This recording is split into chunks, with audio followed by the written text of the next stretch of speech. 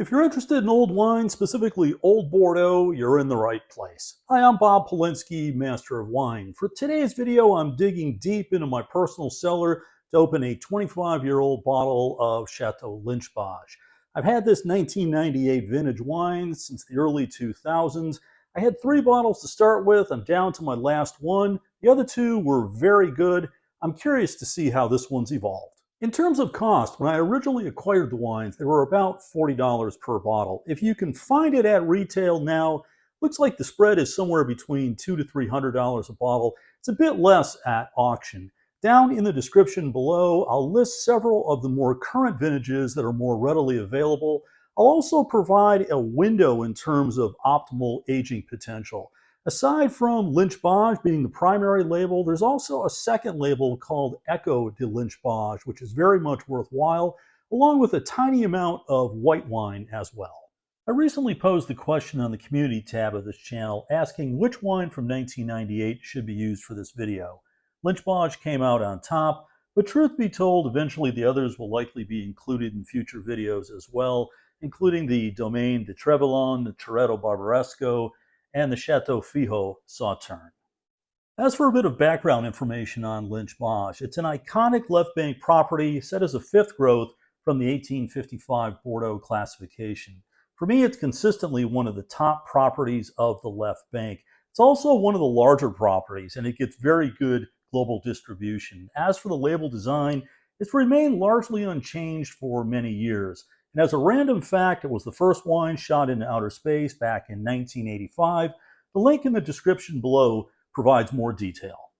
In terms of the blend for Lynch Bages, it varies a little bit from year to year, but generally speaking, it's in line with a good number of left bank properties. It's around 75% Cabernet Sauvignon, 25% Merlot, and just a bit of Cab Franc and Malbec. And again, that will vary a bit from year to year. The wines do see a significant amount of time in oak, and in most years, around 50% of it is new French oak. When you're out shopping for Bordeaux, definitely pay attention to the vintage. There can be a tremendous amount of variation from year to year, and even within Bordeaux itself, you can find a significant difference from the right bank to the left bank, and even within certain appellations. That's certainly the case with the 98s.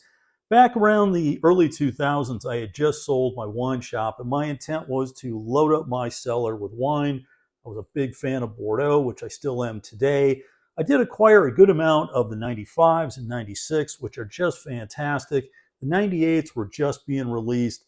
I missed the 2000s, and that's unfortunate because I really wanted to get some of those as well. But as I've tasted the two side by side, the left and right bank, early on the right bank was far superior. And generally, if you use vintage charts, you'll see that the right bank is very much played up, the left bank less so. But as time has gone on, the left bank, which originally was quite hard and inaccessible style of wines, have really turned out to be very good. And that's why I'm so curious about this last bottle of Lynch Bages. Now, I mentioned that I had 3 bottles of Lynch Bages 98, and this is my last one. Looking at my notes, I had a first bottle that I tasted back in 2010, next one in 2016, and the notes are actually quite similar. The wines were deep, dense, very well extracted, but a little hard, a little unyielding, and tannin definitely did play a big part in the wine. Now this wine is 25 years old. I'm curious to see if it's a little bit softer, a little more accessible, or even perhaps it may have crested the hill and seen a better day. So let's find out. With older bottles of red wine, there's a few steps that are very important in terms of getting the most out of your wines. One is let the bottle stand upright for a day. 2 is better. That way, if there is any sediment in the wine, it'll work its way down into the base or the punt of the bottle. That way, it has a much better chance of staying in the bottle versus getting in your glass, because sediment with older red wines tends to be very bitter, astringent. It's not all that pleasant. The other is check the fill level on the wine, and you'll see with this one, I think you can get a good look at that. It's about pinky width, maybe even a little less than that. That's a very healthy sign for a bottle that's 25 years old. Oftentimes, as the wine ages, the fill level will actually drop a bit. And I've had many bottles of wine that have been 25 years plus, where the fill level's actually been down in the upper shoulder of the bottle, which is not a good sign. That's an indication that perhaps the wine has not been stored very well, or there could be a problem with the cork. In this case, this is a very healthy sign. At this point, I've removed the top of the capsule. If you like, you could remove the entire capsule, but I want to get a look at the condition of the cork. And you can see there's no seepage, no leaking whatsoever. The cork feels firm, it's clean. It looks exactly as it should. And then the last step before opening the wine, I want to try to establish how much sediment is in that bottle before I even open it. And what I do is I use a pen light. Whatever bright light source you have will work fine, but you point this up into the base of the bottle, and it might be a little tough to see on this video, but it does give me a line of sight in terms of what sediment has worked its way down into the base. In this case, there's virtually none, therefore I'm not going to decant this wine. And when it comes to decanting, especially with old bottles of wine, I'd make the argument that decanting actually does more harm than good. If you have a significant amount of sediment, you need to separate the wine, absolutely look to decant, but if you can avoid it, I would suggest doing so. Okay, it's finally time to open this old bottle of wine. Now, typically, day to day, what I often use is just the old school waiter's corkscrew. Tried and true, very common. But for older bottles of wine, because sometimes the cork can be a bit spongy, soft, crumbly, tough to extract, I like using this. This is a two-prong cork extractor, sometimes called an ASSO. If you've watched any of my previous videos where I've opened old bottles of wine, on occasion I've struggled mightily. Off camera, I've used some foul language. I'm trying to avoid that, so immediately I'm just going to go right to the two-prong cork extractor. The condition of this cork is excellent. It's not soft, it's not spongy, not crumbly at all. There's no bleeding, there's no seepage up the sides of the cork.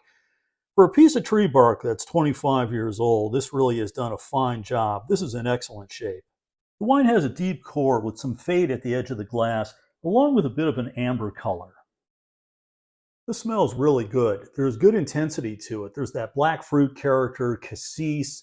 It smells a little bit like a cigar box, soy sauce. I mean, a lot of the markers that would be attributed to Left Bank Bordeaux, you can absolutely find in this wine. There's good intensity there as well. I'd be curious to see how this develops with a little bit of time. Looking at the bottle, it shows an alcohol level of 13%. Now, in recent years, in the last several years within Bordeaux, oftentimes the alcohol level can tick up. Many of the vintages have been really quite warm. This does not show any heat in the aromatics, and I don't think this wine has the structure to actually support more alcohol. So I think all of that really comes together quite well. There is a bit of that smoky charred characteristic as well. And it reminds me a bit of the way dried mushrooms smell. It has a bit of that character as well. Certainly some tertiary characteristics here, but I'm surprised at the level of red fruit and black fruit character that's still here. This wine definitely, just by the aroma, is not over the hill. Curious to see how this tastes. On the palate, there's good weight to it. It carries through to the back palate as well. The finish is dry, but it's not astringent. And there is a bit of tannin here as well yet. This wine may have a little bit of longevity left in it, even though I think it's right at or very, very close to its peak. It's drinking very well. I'm curious to see how this develops with some time. So I'm going to come back in a couple of hours and I'll give you another story on how this wine's developed. Okay, let's see what's going on here. It's been about 2 hours since I first tried this wine. Aromatics have changed quite a bit. The oak component has definitely come out. That smoky, charred, vanilla character is much more prevalent. And early on, it had more of a cassis black fruit character. That seems to be tapped down at this point. On the palate, the wine is still drinking quite well. It's quite full. There's some interesting characteristics to it. It's much more of that tertiary component at this point. Keep in mind this wine was not decanted. My feeling is if it had been, it probably would be progressed along a bit more and probably in decline much more at this point. Also, this wine has been stored in great conditions for 20 plus years. That definitely is a benefit. Because keep in mind, this is not a fantastic vintage. 98 is a solid vintage for the Left Bank. Certainly not one of the greater ones. But the wine is interesting. It's fun. I'm going to enjoy this a little later tonight. Not one of the best older wines that I've had this year, but solid. And I'm glad that I kept this last bottle. And it's really a comparison to these others that I've had over the years. So a fun experience. Hey, if you've not yet subscribed, please do it now. It very much does help this channel. Hit that like button as well. Hit the notification bell. You'll be kept up to speed on all things happening with this channel.